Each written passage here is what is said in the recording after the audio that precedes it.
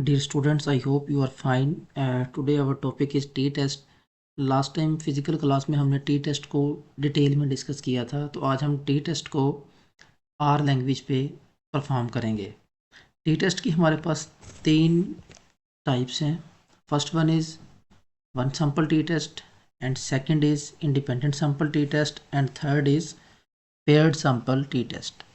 सबसे पहले हम वन सैम्पल टी टेस्ट को लेंगे। फॉर एग्जांपल हम कोई डाटा सेट ले लेते हैं, हेमोग्लोबिन का डाटा ले लेते हैं, और हेमोग्लोबिन की वैल्यू हमारे पास क्वेश्चन में 13 गिवन है, मीन की वैल्यू। तो हमारा नल हाइपोथेसिस होगा H naught is equal mu, H naught mu is equal to 13, और अल्टरनेटिव हाइपोथेसिस होगा mu is equal not to 13। इसके बाद हम हेमोग्लोबिन की वैल्यूज़ लेंगे। ये हमारे पास कुछ वैल्यूज़ हैं हेमोग्लोबिन की।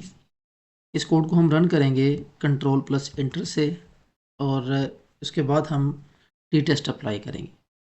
आर लैंग्वेज में हमारे पास टी डॉट टेस्ट कमांड है टी टेस्ट के लिए, और हम अपना वेरिएबल जो हमने डिफ़ाइन करवाया है एच बी, इसको लिखेंगे और कोड को रन करेंगे।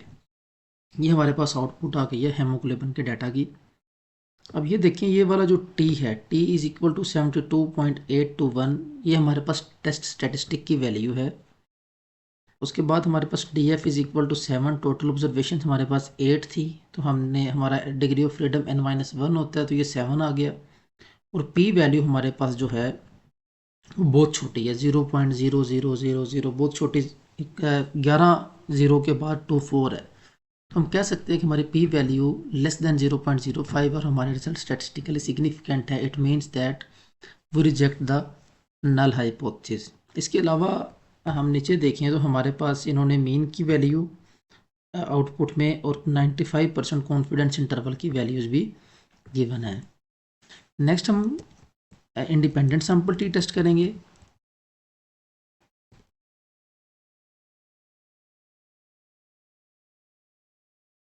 इंडिपेंडेंट सैम्पल टी टेस्ट के लिए हमने डिस्कस किया था कि हमारे पास कोई से 2 इंडिपेंडेंट वेरिएबल्स होने चाहिए।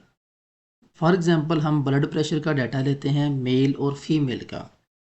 इस सिनेरियो में मेल और फीमेल दोनों इंडिपेंडेंट हैं, तो हम मेल इज़ इक्वल टू सी और ब्लड प्रेशर की वैल्यू लेंगे 130, 128, 135, 140 एंड 132। उसके बाद हम फीमेल का डाटा लेंगे। Female is equal to 112, 120, 125, 118 and 122। हम इस कोड को रन करेंगे, हमारे पास मेल और फीमेल दोनों की ब्लड प्रेशर की वैल्यूज़ आ गई हैं। जब हमारे पास इंडिपेंडेंट सैम्पल टी टेस्ट होगा, तो यहाँ पे हमारा जो हाइपोथेसिस होगा H naught mu one is equal to mu two, और अल्टरनेटिव हाइपोथेसिस होगा mu one is equal not to mu two, two tail test में। अब हम टी टेस्ट अप्लाई करेंगे, T dot test male comma female. Code को run करेंगे तो अब ये देखिए हमारे पास आउटपुट आ गई है इंडिपेंडेंट सैम्पल टी टेस्ट की।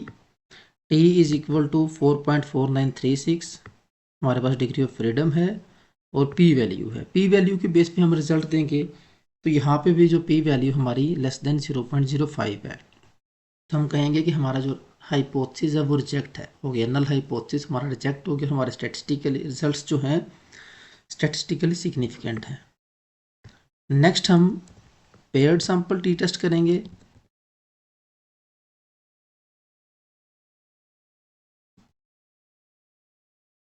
पेयर्ड सैम्पल टी टेस्ट के लिए हमने डिस्कस किया था कि हमारे जो रिज़ल्ट, हमारी जो वैल्यूज़ हैं वो पेयर्ड की फॉर्म में होनी चाहिए। जैसा कि हम ब्लड प्रेशर की वैल्यूज़ लेते हैं, तो ट्रीटमेंट से पहले और ट्रीटमेंट के बाद की values, before treatment and after treatment जो रिज़ल्ट्स होंगे, उन दोनों रिज़ल्ट्स के दरमियान हम डिफरेंस चेक करते हैं कि दोनों रिज़ल्ट्स में कितना डिफरेंस आया है। तो यहाँ पे हम बिफोर का डाटा लेंगे।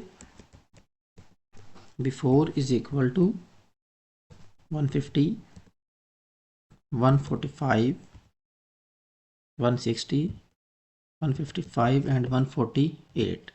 हमने 5 ऑब्जर्वेशंस ले ली हैं बिफोर ट्रीटमेंट, और अब हम आफ्टर ट्रीटमेंट की भी कोई सी 5 ऑब्जर्वेशंस लेंगे।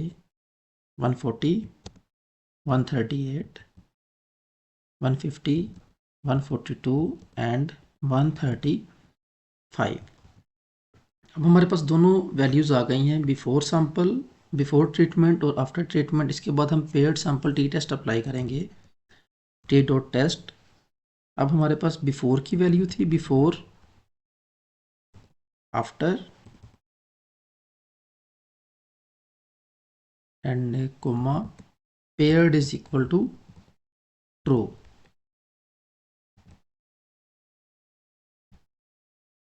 आई थिंक इट्स एरर, यहाँ पे आर आएगा आफ्टर। तो अब हम इस कोड को रन करेंगे तो हमारे पास ये आउटपुट आ गई है टी टेस्ट की, पेयर टी टेस्ट। अब पेयर टी टेस्ट में ये देखें कि हमारे पास टी की वैल्यू है 9.4432, degree of freedom is equal to 4 and P value is equal to 0.000701 It means that our results are statistically significant and our null hypothesis is reject, H note reject हो जाएगा। तो बाकी उसके अलावा हमारे पास यहाँ पे भी कॉन्फिडेंस इंटरवल 95% कॉन्फिडेंस इंटरवल और मेन डिफरेंस की वैल्यूज़ आउटपुट में अवेलेबल हैं।